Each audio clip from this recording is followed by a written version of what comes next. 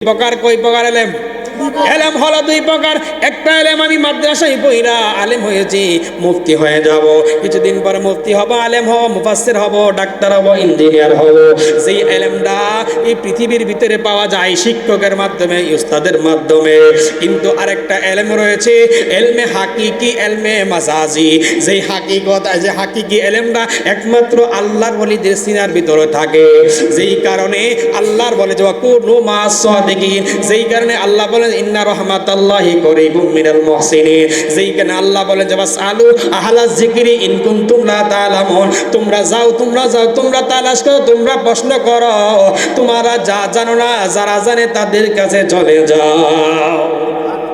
তোমরা যা জানো না, তোমরা যা বুঝো না, তোমরা যা চিনো না, যারা চিনে যারা বুঝে তাদের কাছে চলে যাও। তোমরা অজানা জিনিস জানতে পারবা, অজানা জিনিস বুঝতে পারবা। অজানা জিনিস যখন বুঝতে পারবা, আল্লাহ রাব্বুল আলামিন আপনার কলবে ইলমে লাদুনি পয়দা করবে। জবান খুলে বলবেন না সুবহানাল্লাহ।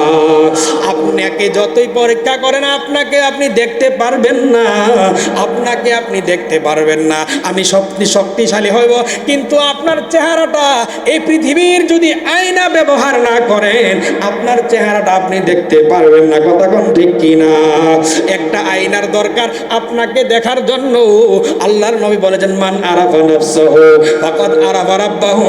নিজেকে যখন চিনতে পারবা, নিজেকে যখন বুঝতে পারবা, নিজেকে যখন বুঝতে পারবা, চিনতে পারবা, তখন সাথে সাথে তোমার একটা আয়নার দরকার হবে। ওই আয়নাটা হলো আপনার আমার পীর ও মুর্শিদ। আর জবান খুলে বলবেন না সুবহানাল্লাহ। এই পীর ও মুর্শিদকে যখন আপনি তাজিম ভক্তি করার মাধ্যমে, আপনি গোলামির মাধ্যমে এই পীর ও মুর্শিদের চেহারার ভিতরে আপনার মূল চেহারা দেখবেন। এই চেহারার ভিতরে আপনার চেহারা মূল চেহারা না, এই রাকিবের এই চেহারাটা নয়, আপনার ভিতরে আর একটা রাকিব রয়েছে। আপনার আলী নেওয়াজের ভিতরে একটা আলী নেওয়াজ রয়েছে, আর একটা জামালের ভিতরে আর একটা জামাল রয়েছে।